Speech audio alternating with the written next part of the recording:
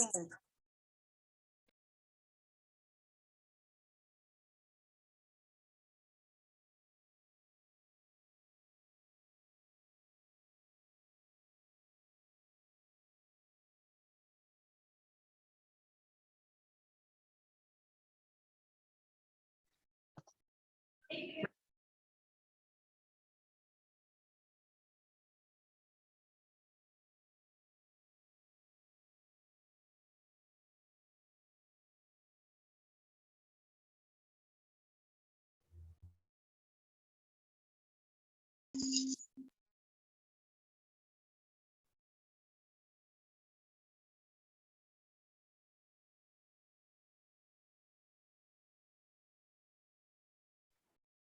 evening, guys.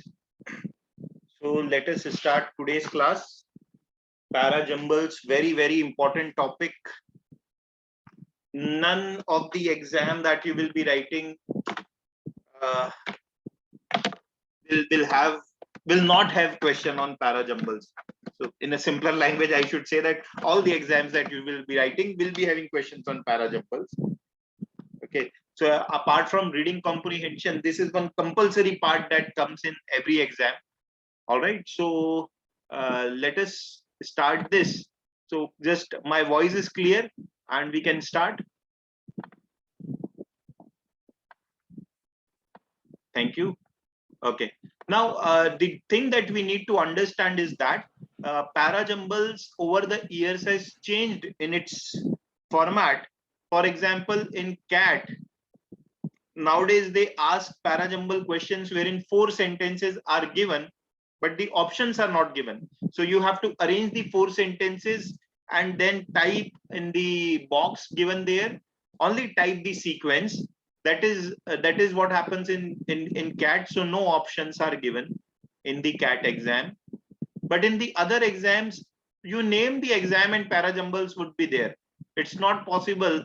I mean, the para jumble questions will always be there in all the exams, 2, 3, not more than 2, 3, but 2, 3 questions are big, considering these exams have low cutoffs. So in these, the questions always have the options. CAT also used to have options in them, but now they give questions without options. Now these are difficult. Now when the para jumble questions do not have options, it becomes difficult. In CAT, in the English section, there would be 3 questions from para jumbles out of total of 34 questions, assuming CAT goes back to the original pattern of 34 questions. There will be 3 questions on para jumble, and it is better to leave these questions, right? So I'm saying it is better to leave these questions and only solve them once you have time left in the English section. So you have 1 hour for the English section. If you have completed all other things, then please attempt them. Otherwise, do not attempt them. For the simple reason, there are 2 reasons. It is time taking. So you have to read the 4 sentences and try to understand what order it will have.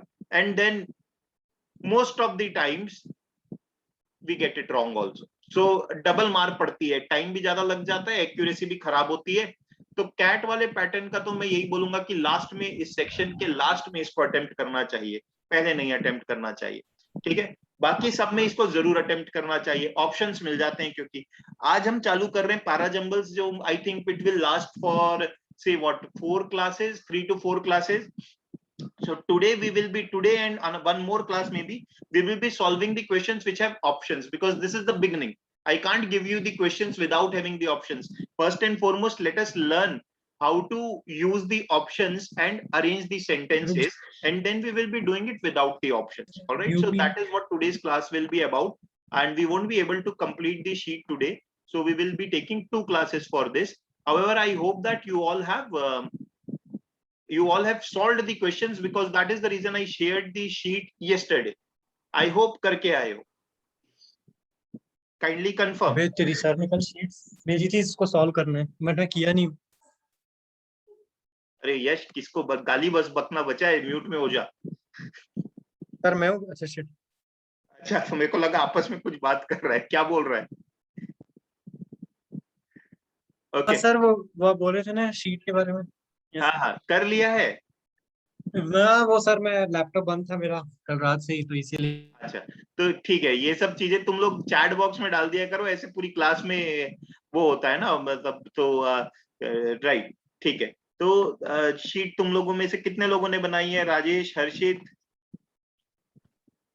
Ashutosh, okay, काफी लोगों ने बनाई है। चलो अब अपन चालू करते हैं ना, ज्यादा अपन इस पे अब टाइम वेस्ट नहीं करेंगे। दैट्स द रीजन कि मैंने शीट दी थी। First and foremost we will learn how to solve the questions, okay. What are the things to keep in mind while solving the questions?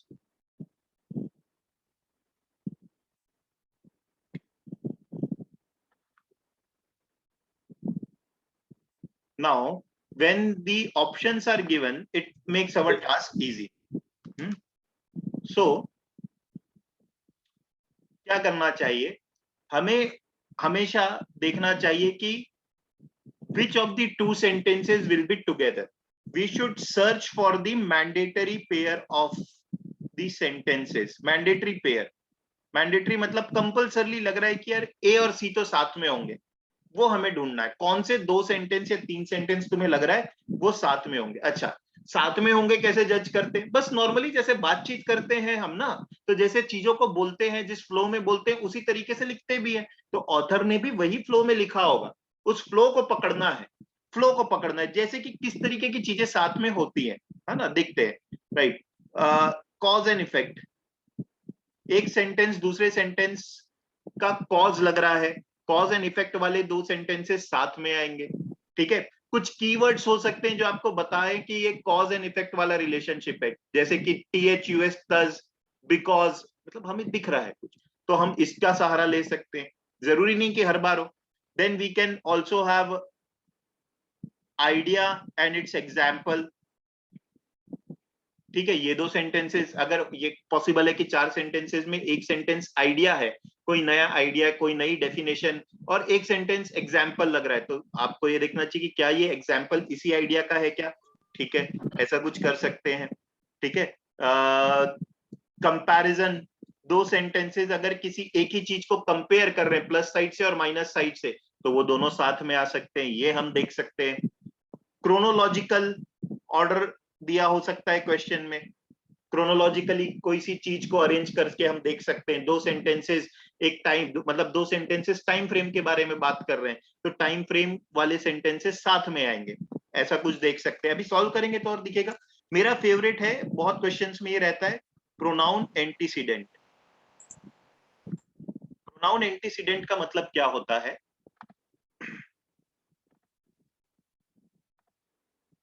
Just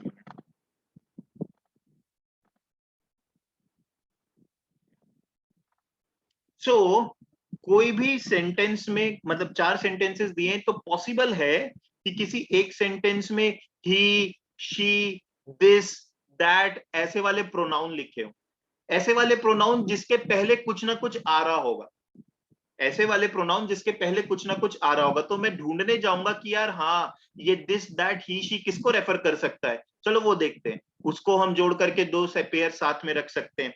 बहुत से तरीके हो सकते हैं। देखो, बातचीत करने के कोई लिमिटेड तरीके थोड़ी है, ये तो जस्ट एग्जाम्पल है। हम डे टू डे लाइफ में जैसी चीजें करते हैं हम उसको देख के बोल रहे हैं कि कुछ तरीके हो सकते हैं, कॉमन है, इस तरीके के सेंटेंसेस ढूंढ करके हम लिंक करें। ठीक है, इसके बाद स्टेप नंबर 1 ये करें, इसके बाद ऑप्शंस में जाएं, देखें कि कौन से ऑप्शन में ये मैंडेटरी पेयर नहीं है, उसको हटा दो, उसको हटा दो।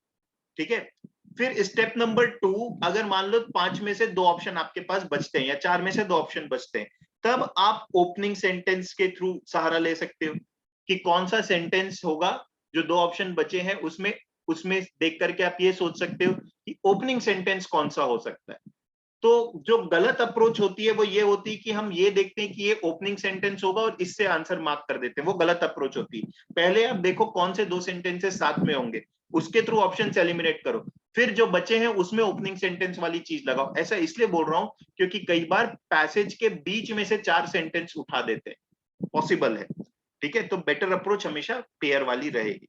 ऑलराइट, अभी हम सॉल्व करते हैं और आपको और दिखते चले जाएगा। जैसे कि फर्स्ट क्वेश्चन है, राइट, अब आप देखो मैं कैसे सॉल्व करता हूं, अपन आंसर देखेंगे अभी, पहले मैं कैसे सॉल्व करता हूं उसको देखो। ऑप्शंस दिए हुए, इन क्वेश्चंस को मैं ऐसे सॉल्व करता हूं क्योंकि जल्दी हो सकते हैं।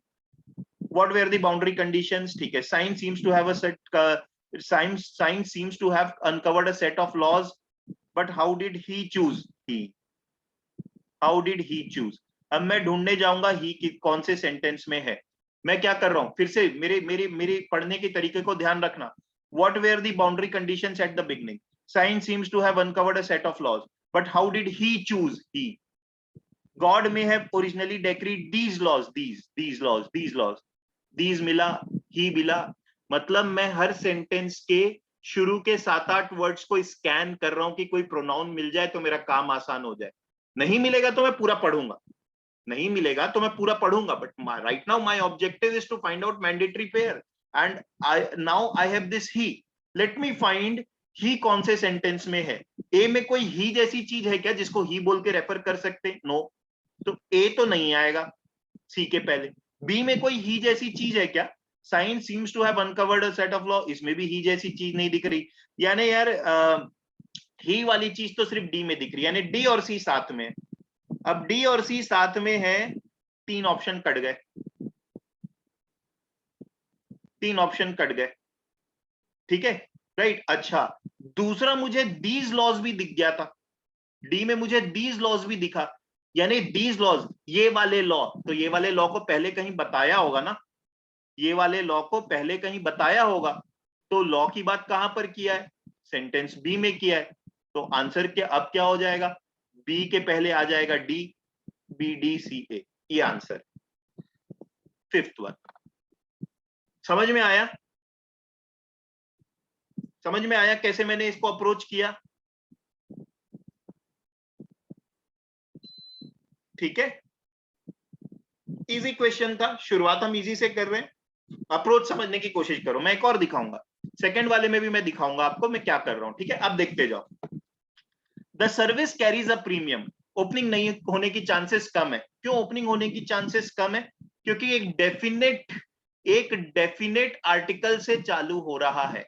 The service carries a premium, कभी भी सर्विस को इंट्रोड्यूस कर रहा हूं तो पहली बार अ यूज होना चाहिए था, द से चालू होना मुश्किल है, बट फिर भी मैं ऐसा नहीं कह रहा हूं कि नहीं हो सकता, बीच से उठाया होगा तो हो सकता है। चलो, तो the service carries a premium, इस सर्विस का एक प्रीमियम है, यानी इसके पहले कोई सी सर्विस आएगी, इतना मैं समझ सकता हूं। The service carries a premium, यानी इसके पहले मैं किसी तरीके का काम होगा जिसके लिए बता रहा हूं इस काम का प्रीमियम चार्ज करता हूं। प्रीमियम मतलब क्या? ज्यादा पैसे चार्ज करता हूं। चलो देखते हैं। Even the most timely newsletter newspaper is usually, छोड़ो इसमें कुछ काम का नहीं है। It reaches paid subscriber 8 minutes, अच्छा, it reaches paid subscriber 8 minutes living, 8 minutes after living. छोड़ो ना, अपने को इट देखना, ये इट किसको रेफर कर सकता है? इट किसको रेफर कर सकता है? इट यहां पर दो ही चीज को रेफर कर सकता है, या तो सर्विस या the not the white house bulletin. तो ये न्यूज़पेपर को रेफर कर रहा होगा। क्यों? क्योंकि अभी हमने ये लाइन पढ़ी, इस लाइन पे लिखा था कि मोस्ट टाइमली न्यूज़लेटर भी 1 हफ्ते बाद जाता है, फिर आएगा। लेकिन व्हाइट हाउस बुलेटिन के साथ ऐसा नहीं है, व्हाइट हाउस बुलेटिन के साथ ऐसा नहीं है। क्यों? क्योंकि वो 18 मिनट में पहुंच जाता है। तो सब चीजें यहाँ पे फिट होते हमको थोड़ी सी दिख रही है, ठीक है, राइट। तो क्या लग रहा है? बी, उसके बाद डी, उसके बाद सी, और लास्ट में बोल रहा है 18 मिनट में पहुंच रहा है भैया, उसका प्रीमियम है, ज्यादा पैसा चार्ज करूंगा। अब पूरी चीज को पढ़ के देखो, वो बोल रहा है टाइमली न्यूज़लेटर भी एटलीस्ट 1 वीक बाद पहुंचते हैं। इंडस्ट्री के जो न्यूज़लेटर होते हैं, इंडस्ट्रियल न्यूज़पेपर 1 वीक बाद पहुंचते हैं। लेकिन व्हाइट हाउस बुलेटिन के साथ ऐसा नहीं है। नॉट व्हाइट हाउस बुलेटिन, ये एक एग्जाम्पल था। नॉट व्हाइट हाउस बुलेटिन, ये किसी चीज का एग्जाम्पल था। किस चीज का एग्जाम्पल है? इस चीज का कि सारे टाइमली पहुंच रहे हैं, बट ये नहीं, ये तो 18 मिनट में पहुंच रहा है, सारे 1 हफ्ते बाद पहुंच रहे हैं। इस 18 मिनट में पहुंचने की हम एक प्रीमियम चार्ज कर रहे हैं। तो हम तो देख करके बोल रहे हैं, फिर आंसर बी डी सी ए। समझ में आया?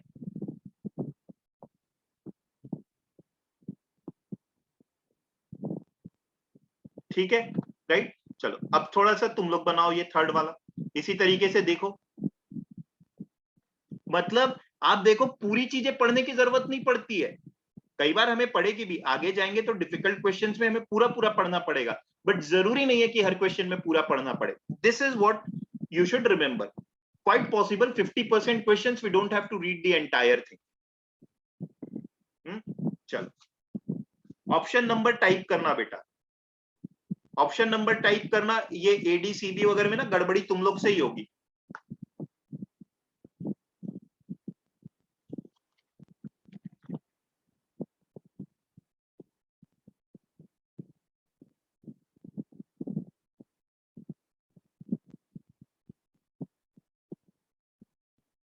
चलो देखते हैं, बहुत लोगों ने मुझे सही आंसर दिया है, आगे बढ़ के अपन देखते हैं। KLM airline in Holland has the problem with the population, कुछ काम का सेंटेंस नहीं है अभी मेरे। By running flights to lesser known cities in Germany and England, ये भी कुछ काम का सेंटेंस नहीं है, मैं तो प्रोनाउन ढूंढता हूँ। अच्छा हाँ, ये जरूर पता चल गया कि ये ओपनिंग नहीं होगा, ये ओपनिंग नहीं होगा, ये पता चल गया। By running flights to lesser known cities, मुश्किल है ओपनिंग होना। आगे बढ़ता हूँ। See, so KLM developed the successful concept of feeder airline. So इस वजह से KLM ने एक सक्सेसफुल कॉन्सेप्ट डेवलप किया, फीडर एयरलाइंस। अरे हमें नहीं पता, छोड़ो फीडर एयरलाइंस, ये तो पता ये बोलना क्या चाह रहा है। इसलिए KLM ने एक मॉडल डेवलप किया। अच्छा नहीं पता, ये भी अभी काम का नहीं। इसके पहले जरूर कुछ प्रॉब्लम की बात हुई होगी, तभी बोल रहा है कि एक चीज हमने डेवलप की। डी बोल रहा है it was very small compare to that of other airlines. ये इट किसको रेफर कर सकता है? वो बहुत छोटी थी as compare to that of other airlines crossing the Atlantic. It was very small compare to that of other airlines crossing the Atlantic. What can this it refer to? क्या ये सी को रेफर कर सकता है क्या? यहाँ तो कुछ ऐसी चीज ही नहीं लग रही है जो छोटी होगी, ऐसा लग रहा है। बल्कि ये तो अफेक्ट है किसी चीज का, डेवलपमेंट तो अफेक्ट होगा, उसकी कोई चीज छोटी होगी जिसको डेवलप करने के लिए उसने कुछ नया कॉन्सेप्ट लाया है, सक्सेसफुल कॉन्सेप्ट। तो सी और डी में कोई लिंक नहीं, उसको हटा देते, मतलब ये आंसर नहीं होगा, है ना। ओके, इट किसको रेफर करेगा? इट यहां पर रेफर करेगा आपके option number statement number A को। क्यों? क्योंकि ए क्या बोल रहा है? KLM एयरलाइंस जो हॉलैंड की थी, उसे प्रॉब्लम थी with the population of its home base. उसको अपने होम कंट्री की पॉपुलेशन से प्रॉब्लम थी। क्या प्रॉब्लम थी वो डी में बता रहा है कि बहुत कम पॉपुलेशन थी उसकी। ए और डी, बहुत कम पॉपुलेशन थी उसकी। ए और डी किसमें है भाई? इसमें नहीं है, इसमें नहीं, फोर्थ में रहा, सेकंड में रहा।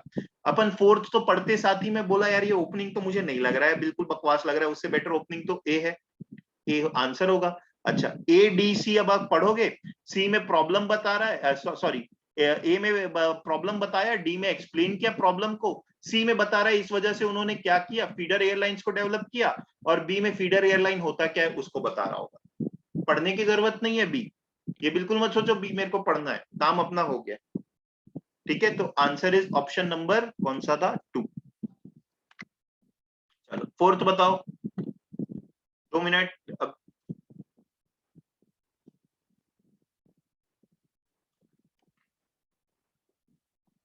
इसमें 2 ही ऑप्शन में आप फंसोगे, मुझे पता है, या तो 1 बोलोगे या 5 बोलोगे। ज्यादातर लोग का सही आंसर आ रहा है, very good.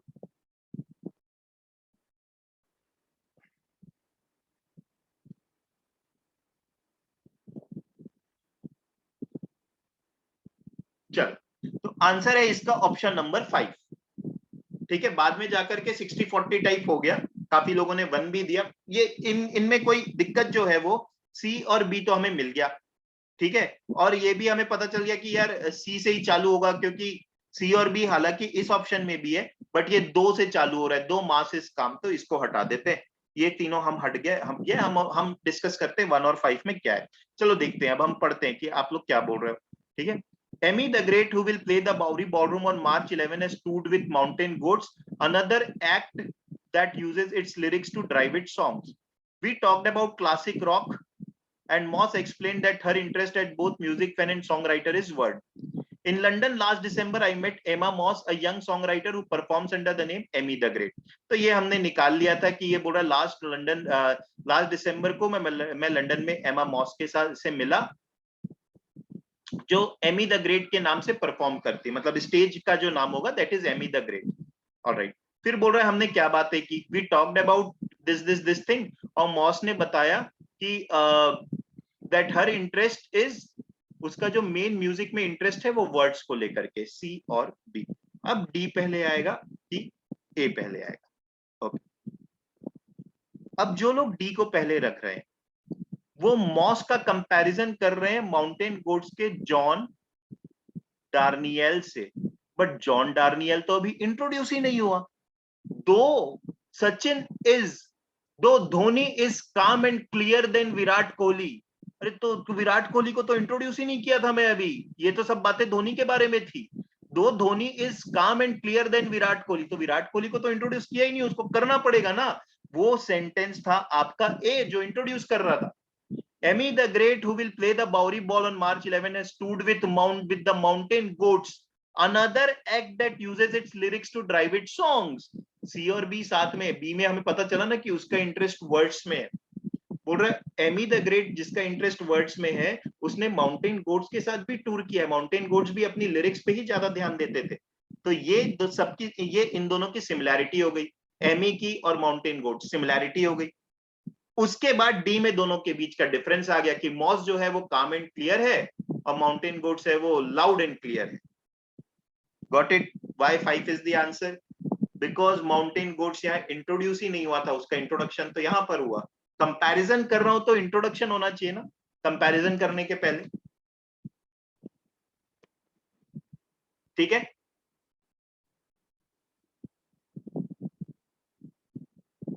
Got it guys? आगे बढ़े। सीबीएडी यस नो, जिनका गलत था क्लियर।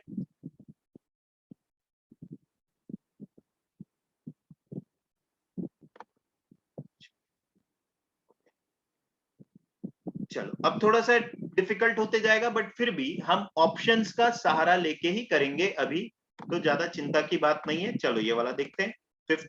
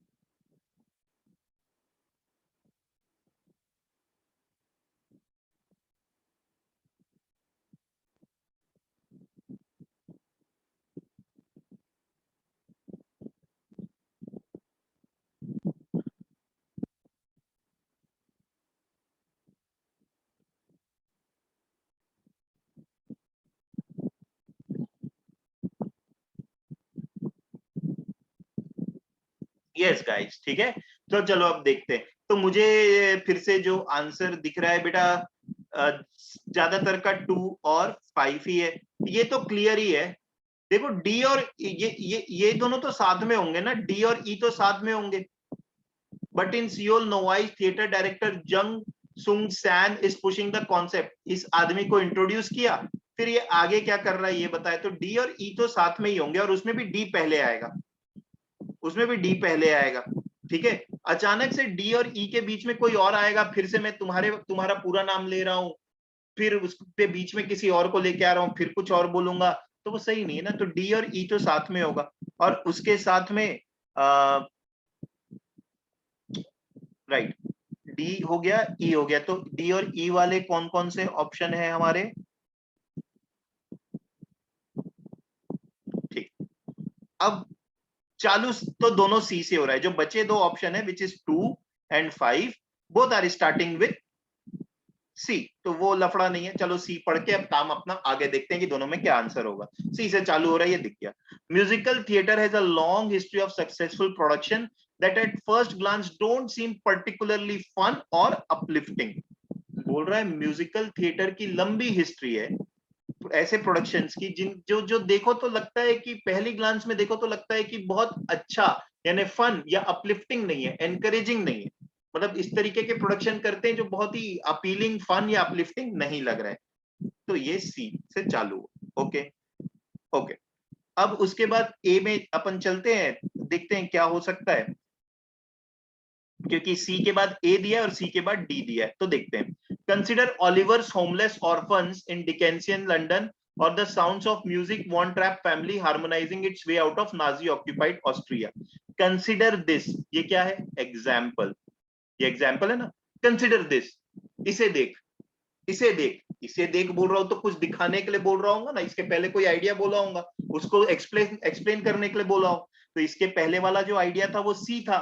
सी और ए सही कॉम्बिनेशन है, सी और ए आपका सही कॉम्बिनेशन है। Answer is option number 2। इसको फिर से देखो आप, ठीक है। कंसिडर ओलिवर्स होमलेस ऑर्फन्स, बोल रहा है कि बहुत अपलिफ्टिंग नहीं दिख रहा है। होमलेस ऑर्फन्स फैमिली के बारे में जो नाजी ऑक्यूपाइड ऑस्ट्रिया से बाहर आने के लिए देख रही है, उनके बारे में कुछ म्यूजिकल थिएटर वैसा काम करते जो अपलिफ्टिंग नहीं दिखते।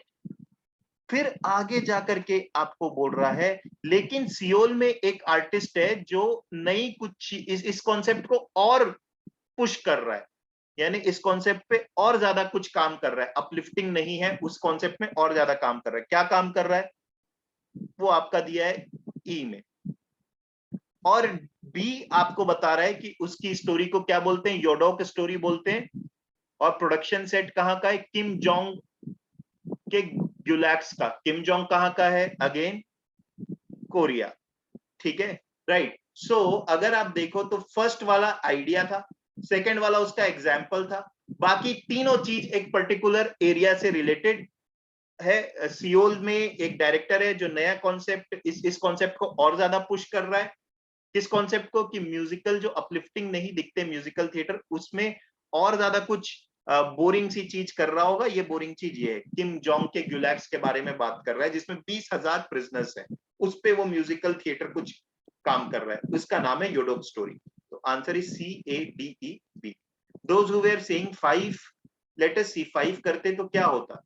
आपका 5 टोन वाइज सी के बाद डी आ सकता है।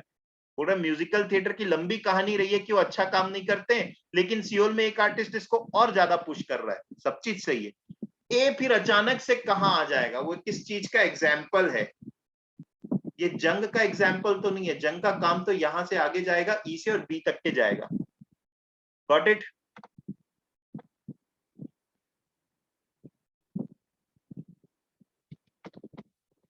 चलो 6th आराम से करना, ट्रिकी क्वेश्चन है।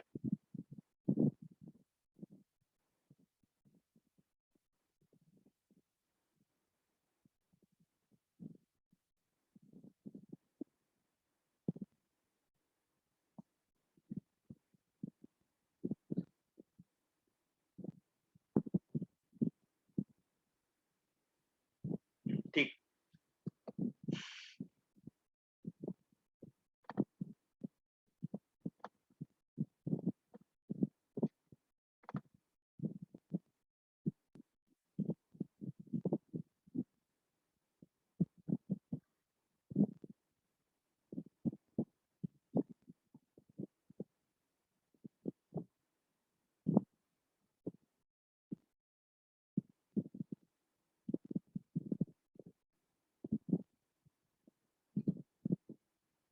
ओके, देखते हैं।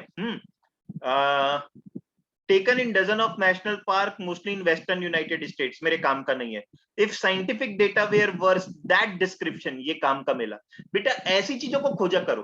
दैट डिस्क्रिप्शन, कौन से सेंटेंस में किसी चीज को डिस्क्राइब किया है, कुछ यूज किया है किसी चीज को डिस्क्राइब करने के लिए। क्या चीज है, शैड मूर की पिक्चर को डिस्क्राइब करने के लिए भी ये डिस्क्रिप्शन सही है। तो यह डिस्क्रिप्शन, यानी इसके पहले कोई डिस्क्रिप्शन आया होगा। देखते हैं दैट किसको रेफर करता है। In the name of science, Moore photographs the darkness, but his subject may be in peril. कुछ काम का नहीं। Ansel Adams once called his photography of the nation parklands a blazing poetry of the real. ये दिख रहा है कि एंसेल Adam ने अपनी पोएट्री, फोटोग्राफी को blazing poetry of the real बोला था। अब हमें कुछ समझ में नहीं आता ना, हमने एंसेल एडम का नाम सुना है ना, blazing poetry of the real समझ में आ रहा है। बट ये समझ में आ रहा है यार, ये 3 सेंटेंस एक इंसान मूर के बारे में है, ये 2 सेंटेंस एंसेल एडम के बारे में है। तो कहीं ना कहीं तो इनको जाकर के इन दोनों को जाकर के जुड़ना होगा, तभी बात बनेगी। अब वो बात कहाँ पे जुड़ कहाँ पे रही है, दैट डिस्क्रिप्शन से।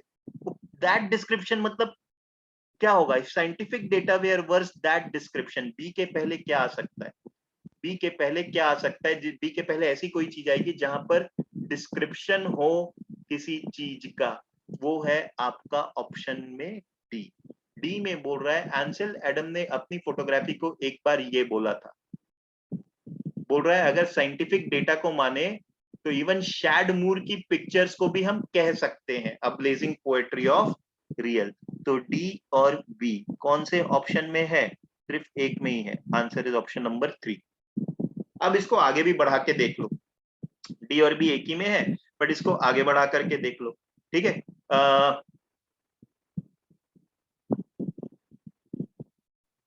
ओके, तो अभी अपन आगे बढ़ के डी और बी में गए, फिर इसके बाद ए देखते हैं। Taken in dozen of national park mostly in the Western Union, Moore's image emphasize contrast horizon and sky. ये फिर मूर की पेंटिंग को डिस्क्राइब, फोटोग्राफी को डिस्क्राइब कर रहा है। तो डी बी ए, अभी अभी बोल रहे हैं कि डी बी अपन समझने की कोशिश कर रहे हैं ना। ई, but they are not imitations of Adams art, लेकिन ये एडम्स के आर्ट के इमिटेशन नहीं है, ठीक है। देखो अब क्या, अब इसको समझने की कोशिश करें। बोल रहे हैं एंसेल एडम ने अपनी पोएट्री को एक बार ये, अपनी फोटोग्राफी को एक बार बोला था ये, हम शैड मूर की पिक्चर्स को भी ये कह सकते हैं। फिर शैड मूर की पिक्चर का डिस्क्रिप्टिव को और इलाबोरेट किया कि उसकी पिक्चर में होता क्या है। फिर ई में बोल रहे हैं लेकिन ये एडम के आर्ट के इमिटेशन नहीं है, ये एडम के आर्ट के इमिटेशंस नहीं है, उसके जैसे नहीं है, डिस्क्रिप्शन बस सेम है। ओके,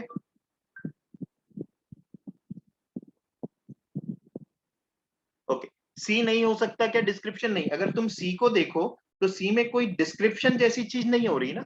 सी में क्या बोल रहा है, साइंस के नाम पर मूर की फोटोग्राफी के का जो सब्जेक्ट है वो खतरे में है। मूर की फोटोग्राफी का जो सब्जेक्ट है, जो कि डार्कनेस होता है, इसको हटा दो, उसका फोटोग्राफी का जो सब्जेक्ट है वो खतरे में है। तो ये डिस्क्रिप्शन थोड़ी ना हुआ। डिस्क्रिप्शन यानी क्या होता है, किसी चीज को मैं बयान कर रहा हूं वैसा, ठीक है। तो सिंपल स्टेटमेंट, ठीक है Sandeep.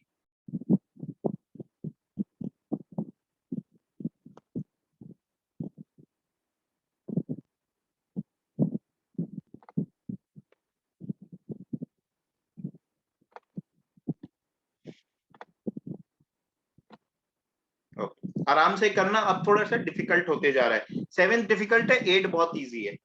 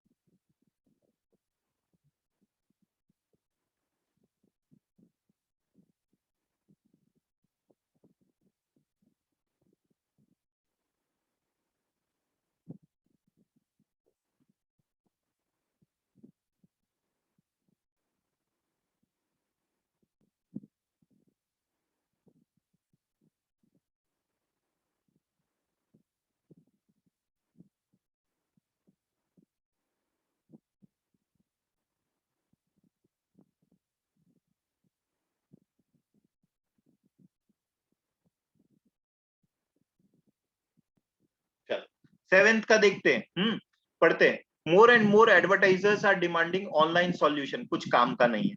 while there is an array of options available in the internet world, कुछ काम का नहीं है। so it is essential for a media planner, बोल रहा है मीडिया प्लानर के लिए इस वजह से एसेंशियल है, मतलब इससे ओपनिंग तो नहीं होगा, इसके पहले कुछ आएगा जिसके बाद ये बोल रहा है कि इस वजह से मीडिया प्लानर के लिए ये चीज जरूरी है। तो ठीक है, सी से ओपन नहीं हो रहा है, बट ऑप्शन में भी नहीं है। D, it has often been said, वाह बढ़िया बढ़िया ओपनिंग लग रही है, बट अपन ओपनिंग वाली स्ट्रेटेजी बाद में देखेंगे। It has often been said, ऐसा कहा जाता है, चालू ऐसे करते हैं ना अपन बात, चांस लग रहा है कि ये ओपनिंग हो सकता है, बट अपन देखते हैं। ई देखते हैं, अभी भी मुझे इसमें भी कोई प्रोनाउन नहीं मिला, ई में देखते हैं। Keeping in pace with that are, keeping in pace with that are, इसी चीज से पेस मिलाते हुए मार्केटियर्स एंड एडवर्टाइजर्स, यानी keeping in pace with that are, pace किस चीज से मिलाते हो? बदलाव से। बदलाव की बात कहां पर किया है? डी में किया है। डी एक बढ़िया ओपनिंग स्टेटमेंट भी लग रहा था। डी में बोला था कि it is often said that advertising is mirror of society and is reflection of the changes and the development that take place there in. बोल रहा है एडवर्टाइजिंग जो है वो चेंज होती रहती, सोसाइटी का जो है, सोसाइटी का मिरर है एक तरीके से। इसी चीज से पेस मिलाते हुए मार्केटियर्स एंड एडवर्टाइजर्स इंक्रीजिंगली अब नेट के तरफ देख रहे हैं as a viable advertisement option. D. अब बचा 2 डी वाला। अब आप खुद देख लो कौन सी चीज फिट बैठ रही है ज्यादा। Opening better is of course first. ठीक है, देखो कभी भी ना आप बातचीत भी चालू करोगे डिबेट में या कुछ लिखना चालू करोगे तो आप कैसे चालू करते हो? आप स्पेसिफिक चीज से जनरल में नहीं जाते हो, आप जनरल ओपनिंग दे करके फिर स्पेसिफिक में आते हो। ठीक है, ओके। 8 इजी है, थोड़ा सा टाइम फ्रेम इसका देख करके आप कर सकते हो।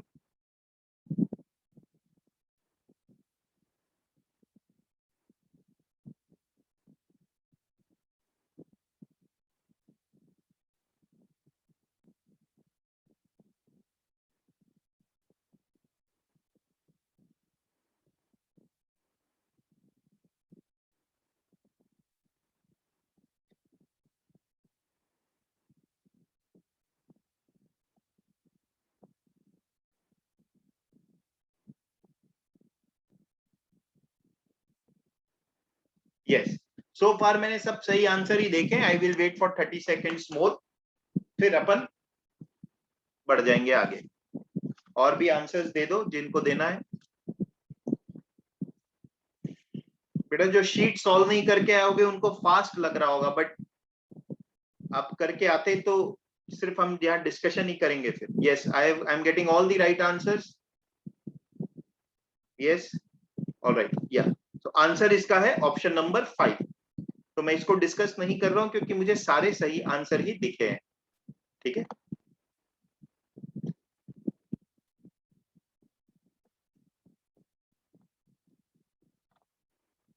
चलो 9th।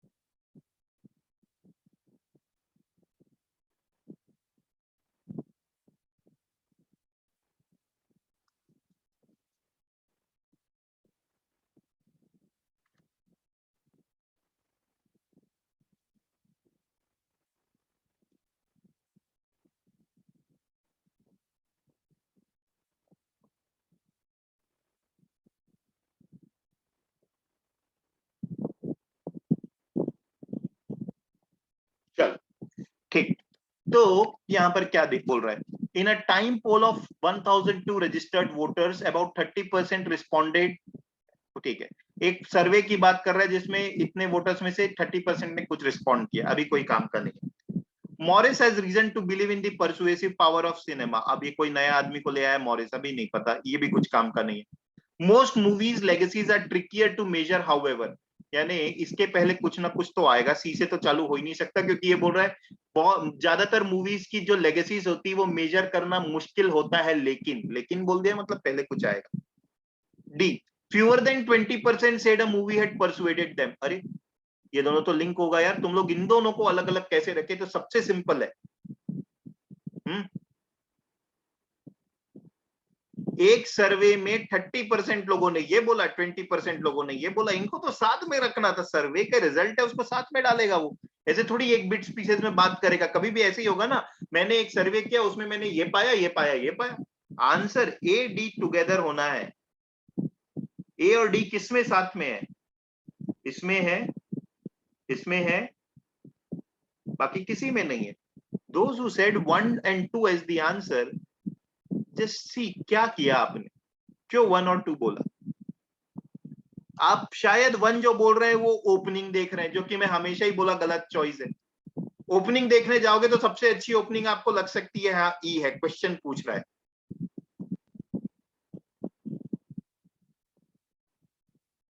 ठीक है, तो नहीं, ए और डी साथ में। अब अपन देखते हैं दोनों बी से चालू हो रहा है, बी से चालू हो रहा है, बोल रहा है Morris has reason to believe in persuasive power of cinema. बोल रहा है मॉरिस के पास एक रीजन है, वो बिलीव करता है कि सिनेमा में परसुएसिव पावर होता है। परसुएसिव पावर मतलब सिनेमा को देख करके सोसाइटी इन्फ्लुएंस होती है, परसुएड होती है, क्योंकि उसकी 1988 की फिल्म की वजह से एक इंसान प्रिजन से बाहर आया था। मतलब फिल्म देखी होगी, फिल्म देखने के बाद जो भी पुलिस वुलिस को लगा होगा और उन्होंने एक इंसान को प्रिजन से बाहर किया, मतलब फिल्म का इफेक्ट सोसाइटी में बता रहा है। ये है आपका बी। ठीक, इसके बाद does a movie change policy, change behavior, do movies have influence of people? Of course they do, who would argue otherwise, says Morris। फिर उसी चीज को आगे एक्सप्लेन कर रहा है कि मॉरिस बोलता है हाँ करती है चेंज, क्योंकि उसकी ये डॉक्यूमेंट्री थी जिसकी वजह से कुछ चेंजेस आए थे। तो आपका हुआ बी ई, ठीक है, राइट। फिर बोल रहे हैं लेकिन ज्यादातर मूवीज की लेगेसी ट्रिकी होती है मेजर करना। इस मूवी से मेजर हो गया, बट ज्यादातर की ट्रिकी होती, क्यों ट्रिकी होती, फिर वो बता रहे हैं हमने एक सर्वे किया था, उसमें 30% वोटर ने बोला कि उनका मूवी देख के माइंड चेंज हुआ, लेकिन 20% से कम ने ये बोला, मतलब कुछ उसका रिजल्ट बता रहा है, तो इट डजेंट मैटर। ऑलराइट, तो B E C A D, trickier to measure के बाद वो सर्वे के रिजल्ट।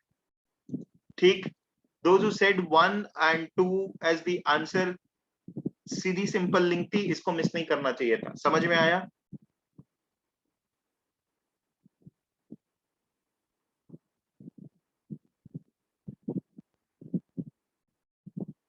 ठीक है, चलो ये करो। इसमें 1 और 6 अपनी जगह पर है, बाकी अरेंज करना है।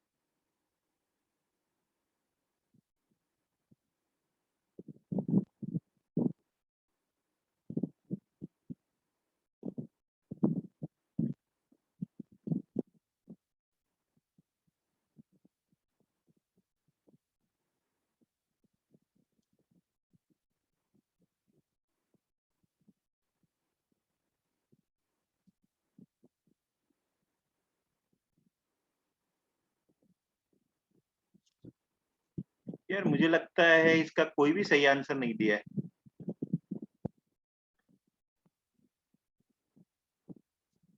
एक भी सही आंसर नहीं आया, थोड़ा सा टाइम स्पेंड कर लो।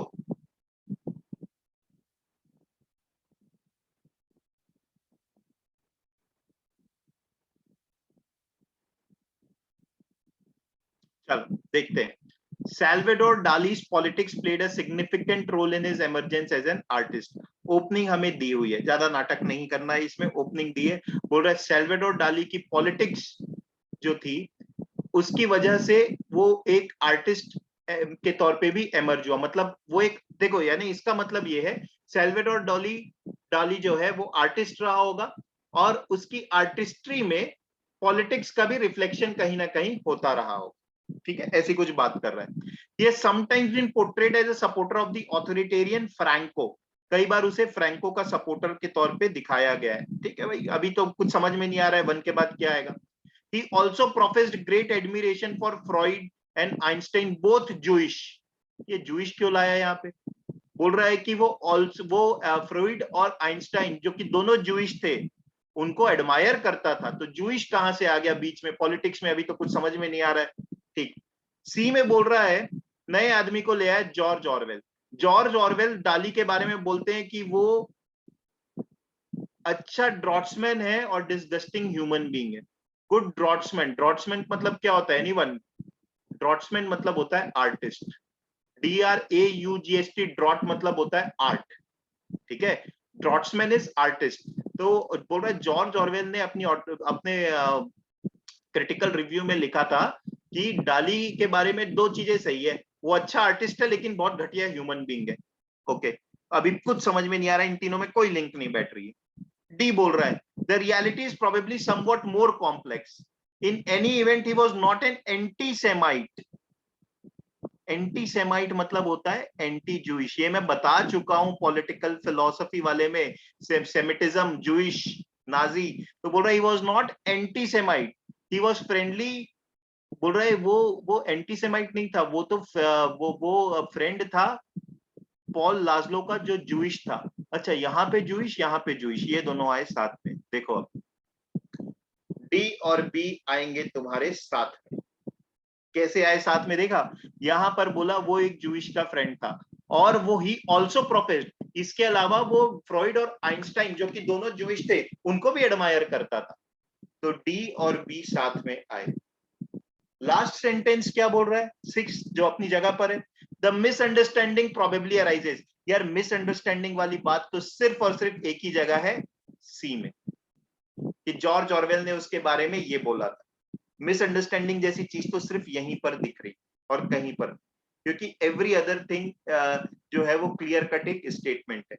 तो एंड होगा तुम्हारा ये सी से। तो अब देखो सिर्फ एक ही ऑप्शन फिट है, option number 3। Nobody give me the right answer.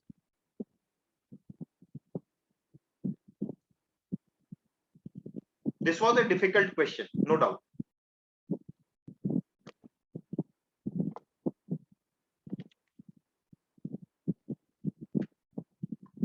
अच्छा अनिशा सही था तुम्हारा, दिखा नहीं होगा, कोई बात नहीं, ठीक है। चलो क्लियर है सबका?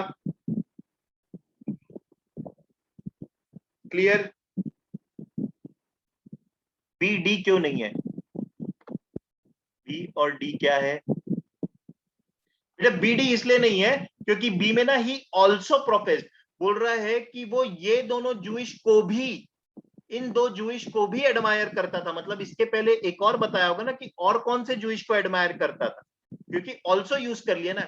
He also admire these two people, both Jewish. Also है, इस वजह से डी पहले आया। ठीक है, अच्छा ओके। अब क्या पूछ रहे हैं? Why not C D B A? क्योंकि बेटा सी देखो, सी को मैं पहले रखूंगा तो मिसअंडरस्टैंडिंग ए, ए, ए में ए से एंड कर रहे हो, ए में कौन सी चीज तुमको मिसअंडरस्टैंडिंग जैसी लग रही है?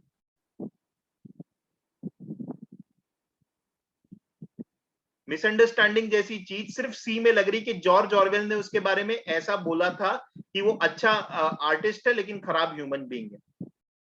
अगर मैं सी को पहले रखता हूं तो कोई से भी सेंटेंसेस ऐसे नहीं लग रहे जो मुझे मतलब सी के आइडिया को आगे लेके जाएंगे, ठीक है। प्लस दूसरी चीज, अब ए को भी देखो, ए ओपनिंग में भी सही लग रहा है, क्योंकि ओपनिंग क्या बोला था, पॉलिटिक्स जो है उसकी आर्टिस्ट्री में एक इंपॉर्टेंट पार्ट प्ले किया था। कैसे? क्योंकि वो फ्रैंको का सपोर्टर था। अब फ्रैंको कौन है? फ्रैंको फ्रांस नहीं है, तो तुम लोग को थोड़ा हिस्ट्री बताना पड़ेगा। Can anybody tell who is Franco, who was Franco by the way? थोड़ा नॉवेल्स वगैरह पढ़ोगे तो पता होगा। Franco, Franco was the dictator of Spain. Salvador Dali was मतलब आर्टिस्ट है, and Franco was the dictator of Spain, nothing to do with France, right. And मतलब एकदम आयरन फीस्ट से स्पेन को 1975 आई सपोज तक के रूल किया था फ्रैंको ने। नो एक प्योर जो डिक्टेटर होते हैं वो क्वालिटीज के साथ, ओके।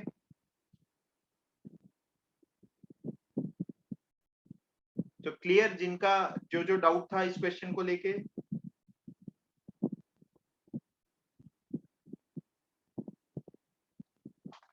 हाँ, साल्वेडोर डाली ऑफ कोर्स आप समझ सकते हैं स्पेनिश आर्टिस्ट है, तो बोल रहा है कि उसके आर्ट में फ्रैंको का वो दिखता है परछाई, ठीक है, जो सपोर्टर ऑफ फ्रैंको। ठीक, चलो 11th थोड़ा कंफ्यूजिंग है, आराम से करना।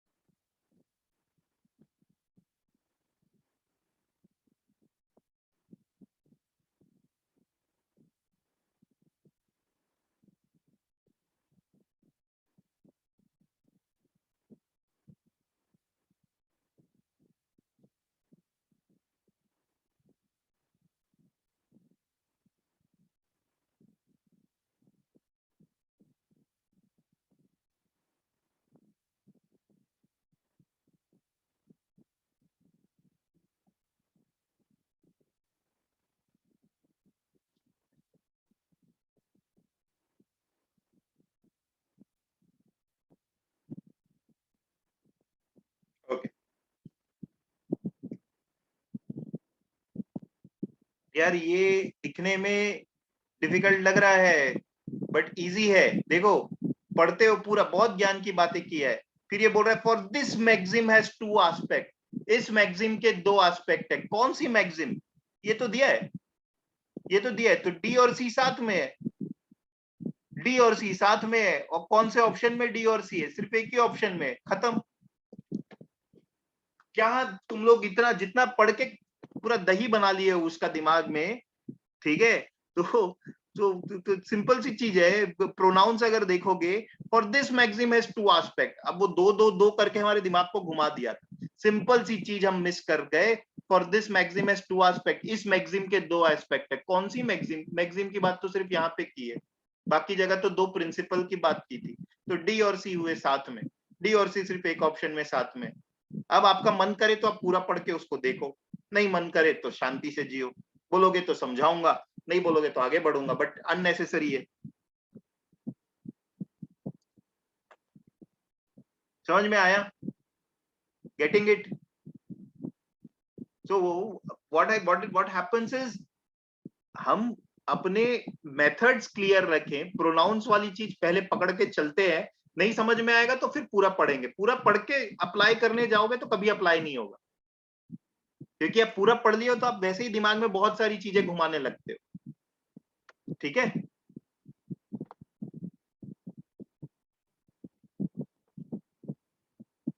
चलो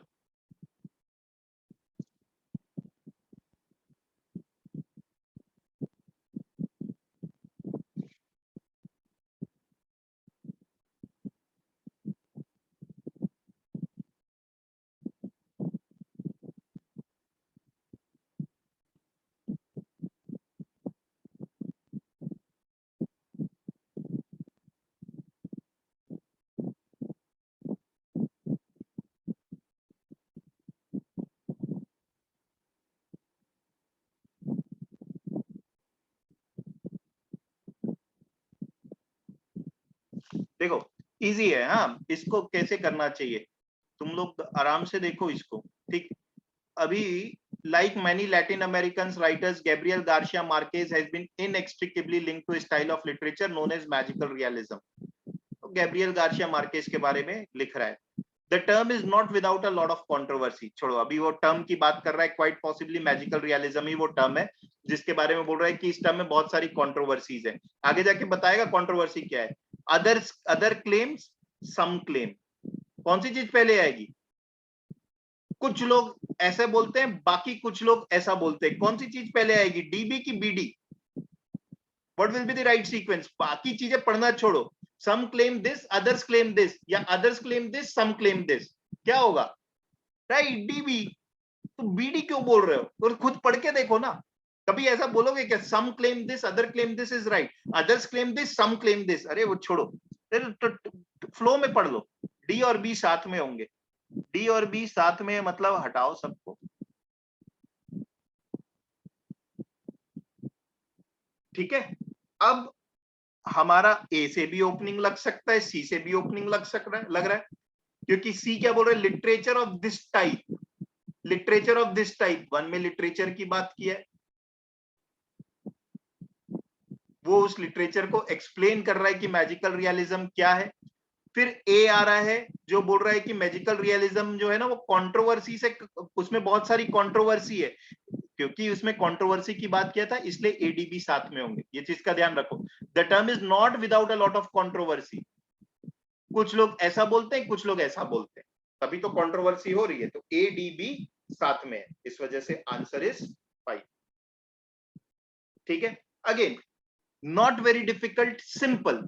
जो डिफिकल्ट क्वेश्चन है वो मैं बता रहा हूं, अगर हम इसको समझना चाहेंगे तो डेफिनेटली डिफिकल्ट लग सकता है, बट हमें जो पर्पस है क्वेश्चन अटेम्प्ट करना, वो उतना डिफिकल्ट नहीं था इस क्वेश्चन। जिसमें था 9th वाले में, उसमें मैं बता दिया, वो थोड़ा ट्रिकी था, ठीक है। उसके अगला वाला दिखा ट्रिकी, बट एक छोटी सी चीज पकड़ते तो हो जाता। इसमें भी लैंग्वेज की फ्लो के साथ हो जाएगा। अच्छा, anybody who has read this gentleman, Gabriel Garcia Marquez?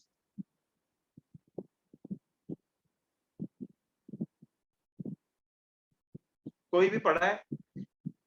He is one of the all time great writer, ठीक है, एंड लैटिन अमेरिकन राइटर है, और one of the best of all time. He is considered to B,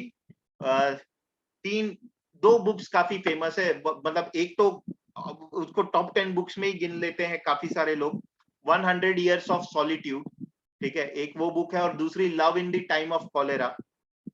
100 Year of Solitude आप पढ़ने की कोशिश करोगे तो, मैं ये नहीं कह रहा हूं कि मत पढ़ना, it is very very good book, very good book, but थोड़ी कॉम्प्लेक्स रीड है।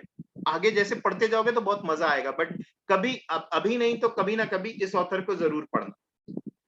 स्टोरी कैसे नरेट करते हैं, वो देखने लायक चीज है। ओके, चलो नेक्स्ट। ये सिंपल है, ये भी बन जाएगा, छोटी सी ट्रिक है, पकड़ोगे तो हो जाएगा।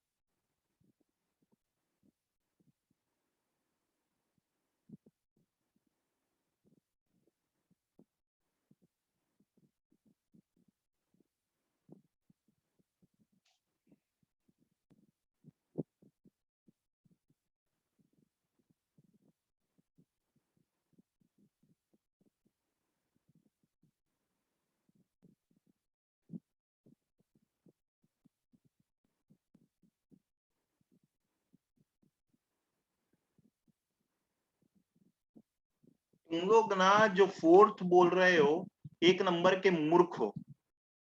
क्या करके फोर्थ बोलते हो?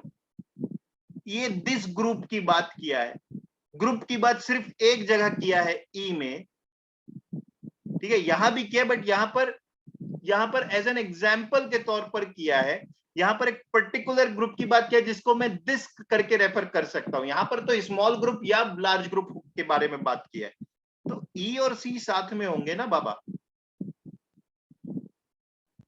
अरे आप लोग जो कुछ और आंसर बोल रहे हो ई और सी के अलावा अगर डी और सी को भी साथ में रखते तो भी समझ में आता, बट वो कहीं है ही नहीं। दिस ग्रुप ग्रुप तो सिर्फ दो ही जगह रेफर हुआ है। Answer is 3। समीक्षा और कौन था एक, राजेश? हाँ,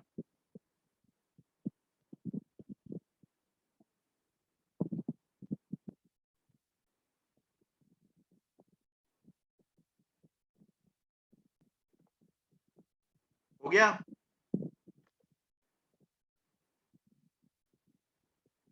नहीं नहीं, sorry sorry sorry sorry sorry, मैंने कहा आंसर गलत है। ईसी एक और जगह है, ये भी देखना होगा हमें। ईसी दो जगह है, 3 और 5 दो जगह है। ठीक है, रुको, तो तुम लोगों का नहीं नहीं, तुम लोगों का सही था। मैंने मैंने देखा कि ईसी एक ही जगह है तो मार्क कर दिया था। तो अभी देख लेते हैं, ईसी दो जगह पर है। अब आगे देखते हैं, तो ए और डी से तो दोनों ओपन हो रहे हैं, तो ज्यादा प्रॉब्लम नहीं है। एंडिंग देख लेते हैं ऐसे वाले में, एंडिंग इजी होती है फिर देखना। Hence the English usages of kaizen can be continuous improvement और कंटिन्यूअल इंप्रूवमेंट। बोल रहा है इंग्लिश यूजेज, काइजन का इंग्लिश में मतलब हम ये निकाल सकते हैं। तो देखो, तो 6 के पहले कौन सी चीज आ सकती है, सी आएगी कि बी आएगी? किसमें कंटिन्यूअस इंप्रूवमेंट की बात किया है? बी में किया है। ठीक है, तो आंसर ये है। आप लोगों ने जो 5 बोला था वो सही बोले थे, मैंने थोड़ा ओवरसाइट मेरी तरफ से हुई। ठीक है, ओके, बढ़े आगे।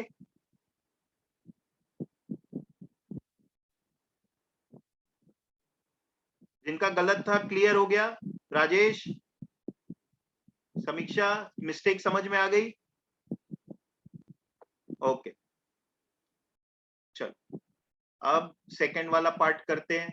फर्स्ट करो इसका, इजी है, थोड़ा आराम से करना।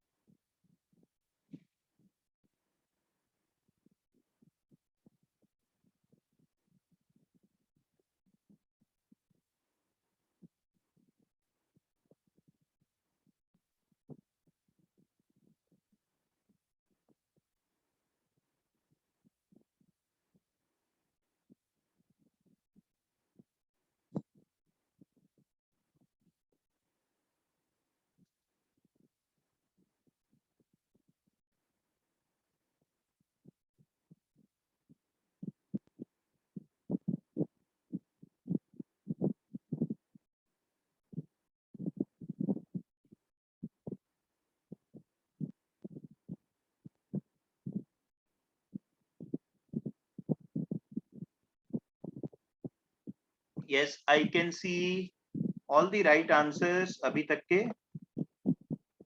वैसे कम लोगों ने ही दिया है, तो I will wait for few more answers to कम।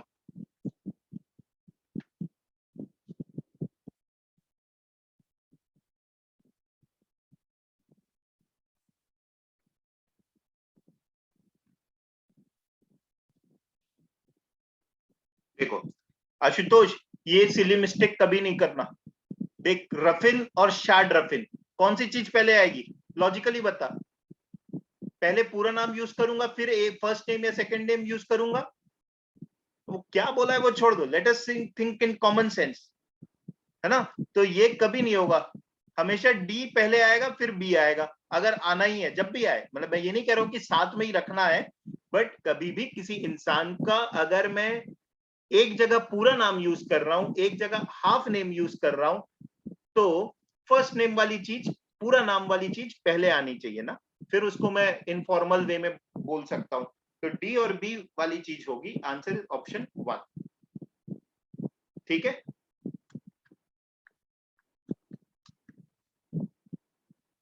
और भी किसी ने, 2-3 लोगों ने 3 बोला था, आई थिंक क्लियर होगा ना, बी और डी में कौन सी चीज पहले आएगी? चलो सेकंड बताओ। बहुत सारे इंजीनियरिंग वाले और साइंस वाले हो यार, इसको सही करना।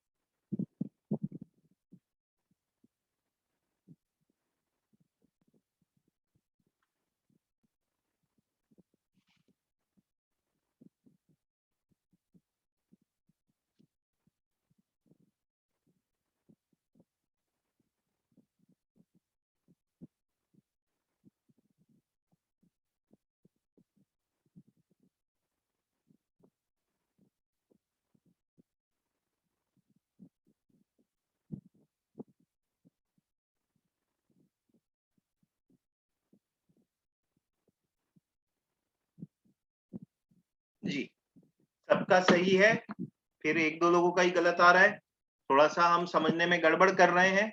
आंसर है ऑप्शन नंबर 2। ठीक है, चलो देखते हैं क्यों 1 बोल रहे हैं। 3 लोगों ने 1 बोला है, क्यों 1 बोल रहे हैं अभी अपन देखते हैं उसको। So for a sufficiently large number of matter particles, काम का नहीं है। This does not matter too much, ये इस चीज से ज्यादा फर्क नहीं पड़ता। किस चीज से फर्क नहीं पड़ता भाई, देखना होगा। See, grand unified theories do not include the force of gravity. अब ये तो क्लियर है, सी से चालू हो रहा है, सो से नहीं होगा, दिस से नहीं होगा, हाउएवर से नहीं होगा। ठीक है, पूरा ग्रैंड यूनिफाइड थ्योरीज जो है उसमें फोर्स ऑफ ग्रेविटी को इंक्लूड नहीं किया जाता। अगर इंक्लूड नहीं किया जाता तो ए क्या है फिर? So for a sufficiently large number of matter particles, gravitational force can dominate over all other forces. कोई रिलेशन लग रहा है? ग्रैंड यूनिफाइड थ्योरीज में ग्रेविटी को इंक्लूड नहीं किया जाता इस वजह से जब बहुत ज्यादा मैटर पार्टिकल्स हो तो ग्रेविटेशनल फोर्स बाकी सबको डोमिनेट कर लेता है। कोई लिंक समझ में आ रहा है? जो सी और ए बोल रहे हैं हम, कुछ नहीं। अभी देखो, बोल रहा है ग्रैंड यूनिफाइड थ्योरीज में फोर्स ऑफ ग्रेविटी को इंक्लूड नहीं करते। बी बोल रहा है इससे ज्यादा फर्क भी नहीं पड़ता, इंक्लूड नहीं करते उससे फर्क नहीं पड़ रहा है। क्यों फर्क नहीं पड़ रहा है? Because gravity is such a weak force that its effects can usually be neglected when we are dealing with elementary particles और एटम्स। बोल रहा है ग्रेविटी बहुत वीक फोर्स होती है, जब हम एलिमेंट्री पार्टिकल्स और एटम्स के पे डील कर रहे हैं तो ग्रेविटी का उन पे प्रभाव नहीं पड़ता है, वीक फोर्स है। लेकिन सी बी के बाद लेकिन ग्रेविटी जो है वो बहुत लॉन्ग रेंज रहती है और ऑलवेज अट्रैक्टिव रहती है। इसका मतलब उसके इफेक्ट एड अप होते हैं, लंबे डिस्टेंस तक के ग्रेविटी काम करती है। वैसे वीक फोर्स है लेकिन दूर तक के इसका प्रभाव रहता है। इसी वजह से जब large number of matter particles होते हैं तो क्योंकि इसका सम मतलब ये एड अप होता है इसका इफेक्ट, तो जब लार्ज नंबर ऑफ पार्टिकल्स होते हैं तब ग्रेविटेशनल फोर्स बाकी सबको डोमिनेट करता है। Answer is this. Got it?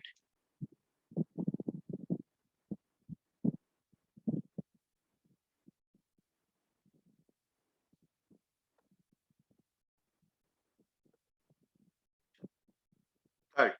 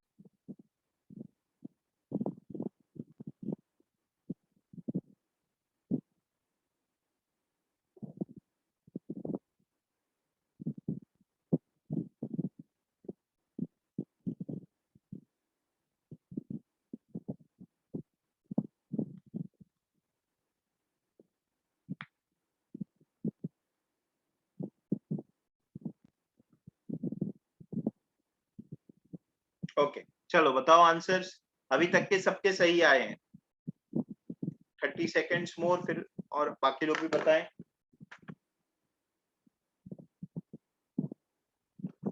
Yes,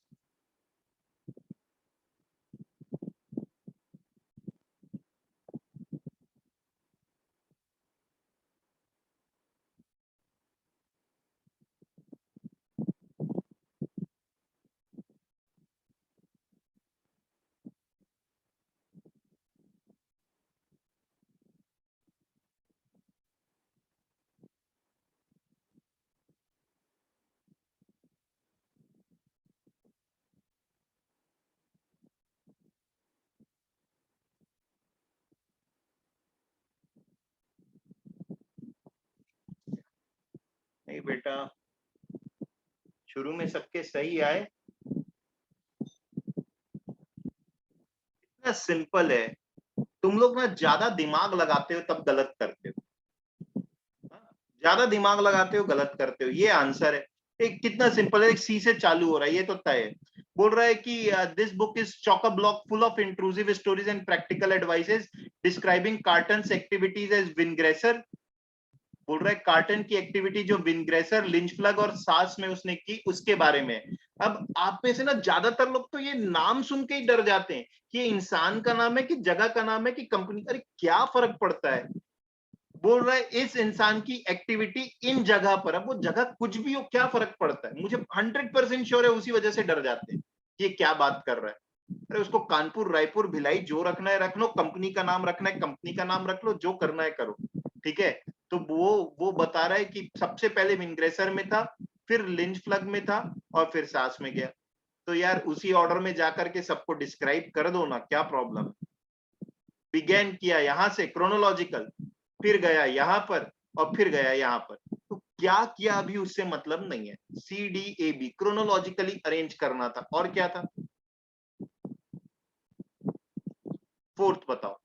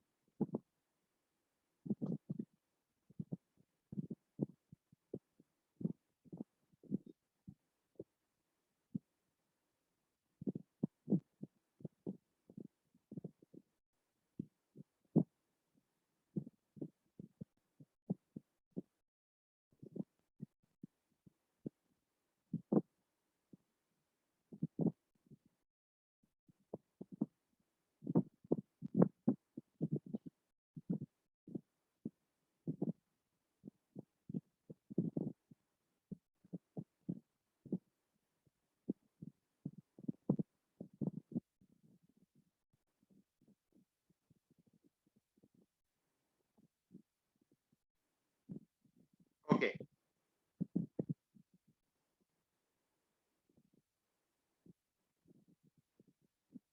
चलो।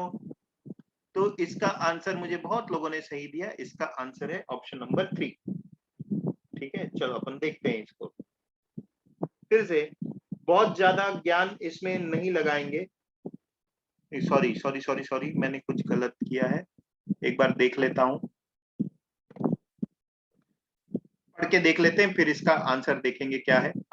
सम people attribute my success to marketing gimmick. To do this I learn to rely more. To do this क्या करने के लिए, टू डू दिस किसी चीज को करने के लिए उसने लोगों पे रिलाई किया। Okay, Wingresser, Lynchplug, and SAS were three big Scandinavian companies, all connected with travel industries that I helped out of difficult time. C से start हो रहा है, ठीक है। D बोल रहा है rather I succeeded because। अच्छा, तो A और D साथ में आएंगे।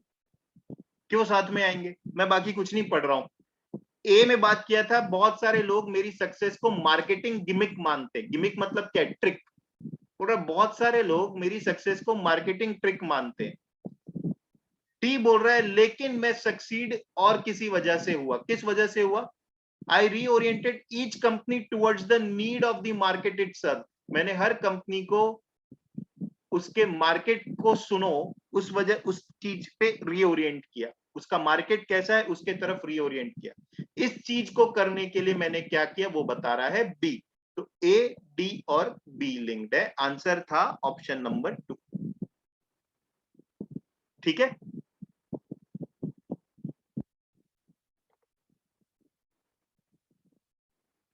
राइट। जिनका थर्ड था वो क्लियर।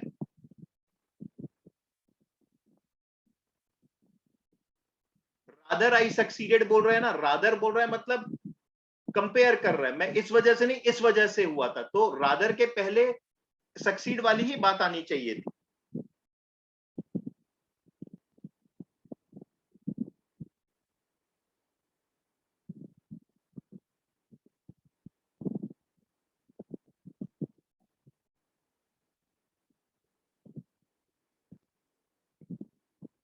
चले आगे गाइस।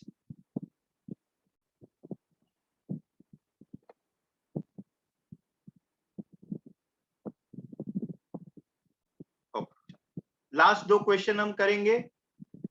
7th थोड़ा ट्रिकी है, आराम से समझ के करना, बोलचाल में कैसे बोलोगे उसका ध्यान रखना।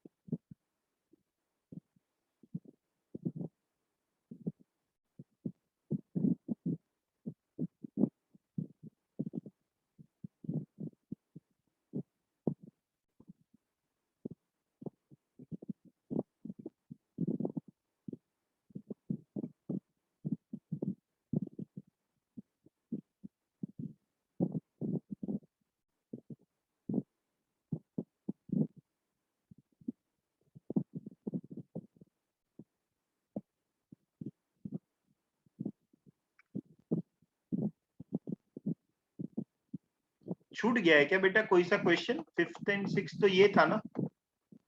ओ, कहीं गायब हो गया बीच से। जस्ट अ मिनट, सॉरी, हो सकता है बीच से गायब हो गया हो मेरे पेपर में। तुम अभी 7 और 8 कर लो।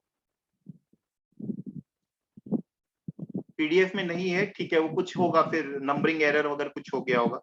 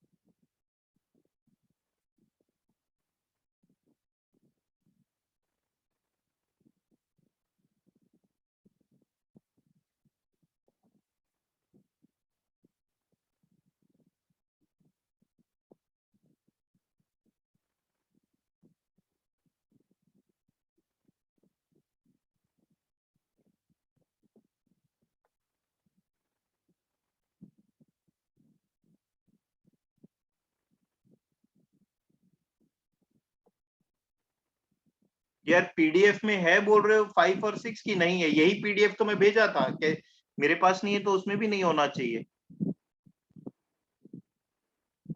नहीं है ना? ठीक है, ओके। चलो देखते हैं, ट्रिकी क्वेश्चन है बॉस। इस कौन बताएगा मुझे?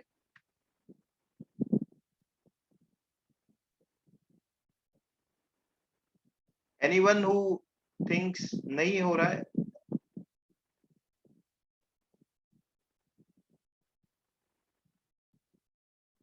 Just a minute guys.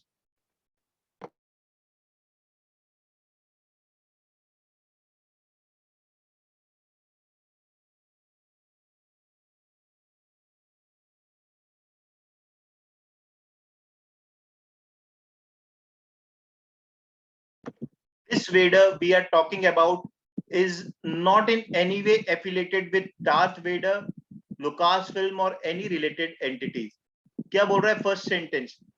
यह वेडर जिसकी हम बात कर रहे हैं वो किसी भी तरीके से इनसे रिलेटेड नहीं है, यानी ये डार्थ वेडर से अलग कोई वेडर है, उसकी बात कर रहा है। इन ट्रुथ दे डिजर्व, दे आया मतलब इसके पहले कुछ ना कुछ प्लूरल चीज आएगी ना, तभी दे आ सकता है। ठीक है, दे तो तभी आएगा जब कोई प्लूरल चीज आएगी। ठीक है, तो देखते हैं कहां पर क्या है, प्लूरल वाली कोई चीज मिल रही है क्या? Vader isn't a top tier act in the death metal world, but after nearly 10 albums in 16 years, they have earned a sizable cult following. इनकी अब कल्ट फॉलोइंग हो गई है, साइजेबल कल्ट फॉलोइंग हो गई है। ठीक है, तो यहाँ पर भी प्लूरल की बात कर दिया है, बैंड की बात कर रहा है, death metal world, in the death metal world उनकी बात कर रहा है, बोल रहा है कि इनके 10 साल में नहीं, they have released 10 albums in 16 years और अच्छी खासी फॉलोइंग है। बी क्या बोल रहा है? बी बोल रहा था इनको और ज्यादा अटेंशन मिलना चाहिए था, फॉलोइंग अच्छी खासी बट अटेंशन और ज्यादा मिलना चाहिए था, तो सी और बी रिलेटेड लग रहा है ना। डी देखो क्या है, it is a polished death metal band with an admittedly silly name but that should not be held against them. बोल रहा है ये पॉलिश डेथ मेटल बैंड है जिसका नाम थोड़ा सिली है बट उसके वजह से हमें उनके अगेंस्ट में कुछ सोचना नहीं चाहिए। तो ए और डी साथ में, सी और बी साथ में, आंसर इज ये। देखो चालू कैसे किया, बोल रहा है ये वेडर जिसकी हम बात कर रहे हैं इसका डार्क वेडर से कोई लेना देना नहीं, यह तो एक पॉलिश डेथ मेटल बैंड है जो कि टॉप टीयर बैंड नहीं है बट फिर भी अच्छा खासा कल्ट फॉलोइंग है। लेकिन ऑथर की व्यू यह है कि सच्चाई तो यह है कि इनको और ज्यादा फॉलोअर्स मिलने चाहिए थे। ठीक है, तो answer is A D C B. Got it. आप लोगों ने क्या क्या भी दिया था, देखो कोई 5 बोल रहा है, 5 अगर बोल रहे हो तो दे डिजर्व किसको रेफर करेगा, दे प्लूरल है, मैं तो उसी से पकड़ के चला हूं। ठीक है, तो ये नहीं होगा, ये नहीं होगा। ठीक है, राइट। हाँ, बहुत से लोगों का सही भी था। चलो 8, लास्ट क्वेश्चन 8, आराम से करना, इजी है।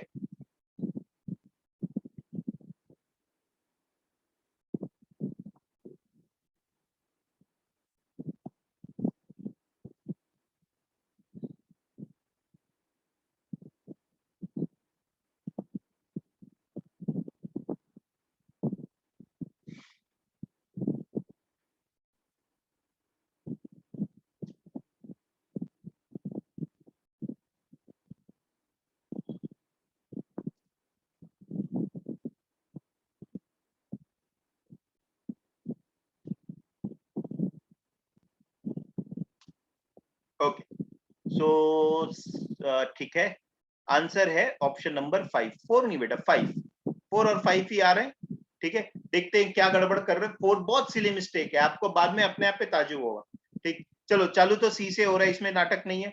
The great civilization of Egypt, Greece and Rome were able to measure time effectively, time को वो ढंग से मेजर नहीं कर पा रहे थे। इसके बाद आ रहा है B, they had the technology but they did not have the concept, technology तो थी बट कॉन्सेप्ट नहीं था। कॉन्सेप्ट में क्या गड़बड़ी थी वो यहां बता रहा है, they were trying to divide the day into 12 equal hours and the night quite separately into another 12 equal hours। दिन में बोल रहे थे दिन के 12 घंटे और रात के 12 घंटे बराबर, तो वो बोल रहे ये गड़बड़ है, ये कॉन्सेप्ट में गड़बड़ है, टेक्नोलॉजी थी बट कॉन्सेप्ट नहीं था। और फिर बता रहे क्योंकि वो मेडिटेरियन में रीजन में ये काम कर रहे थे जहां पर डे और नाइट वेरी होते थे, उस वजह से वो टाइम ढंग से मेजर नहीं कर पा रहे थे। टेक्नोलॉजी थी, कॉन्सेप्ट गलत था कि डे और नाइट को 12 घंटे बराबर में डिवाइड कर रहे थे। Answer is option number 5।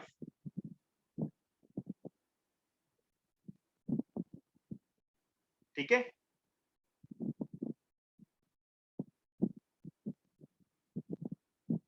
Done. Okay, तो नेक्स्ट टाइम बाकी बचे मेरे ख्याल से कुछ 15 क्वेश्चंस बचे होंगे, ये आप अटेम्प्ट करके आइएगा। ठीक है, अपन इस शीट को बहुत जल्दी ही खत्म करेंगे, मतलब उसके लिए मैं अब इतना टाइम नहीं दूंगा। और जो लोग नहीं बना के आते हैं प्लीज समझ जाएं, भाई बना के नहीं आओगे तो आपका ही नुकसान है। डोंट टेक इट लाइक कि ये क्लास में एक एक चीज, अगर हम इस स्पीड से नहीं बढ़ेंगे तो इस शीट में ही 3 क्लास लग जाएगी। आप पढ़ के आइए, we will resolve the doubts here. Okay, चलो।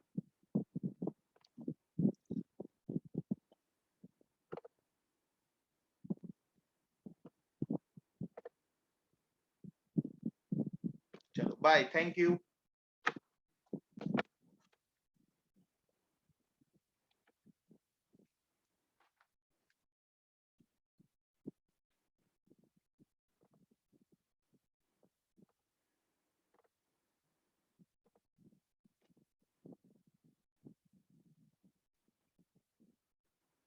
ठीक है, किसी का कोई डाउट है क्या जो रुके हैं?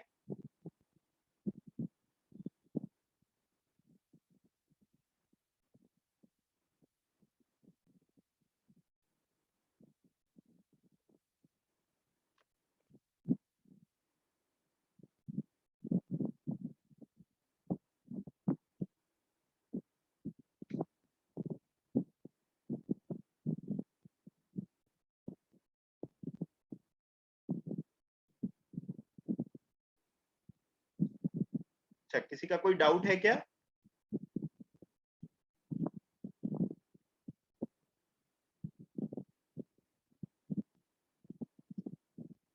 Sir good evening. अब मैं सिद्धार्थ मेहता बोल रहा हूँ करियर लॉन्चर से। समित सर ना? नमस्कार सर, अभिज्ञान के फादर ना? हाँ हाँ हाँ, सॉरी, मतलब सर मैं एक चीज नोटिस किया हूँ, अभिज्ञान ना क्लास चालू कर देता है और अटेंड नहीं करता है।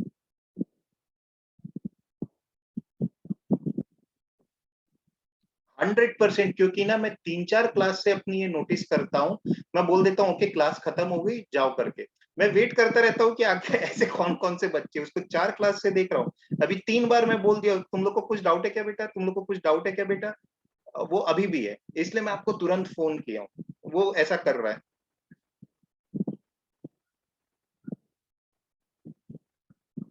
अच्छा, और ये सर ये कम से कम 1-1.5 महीने से चल रहा है।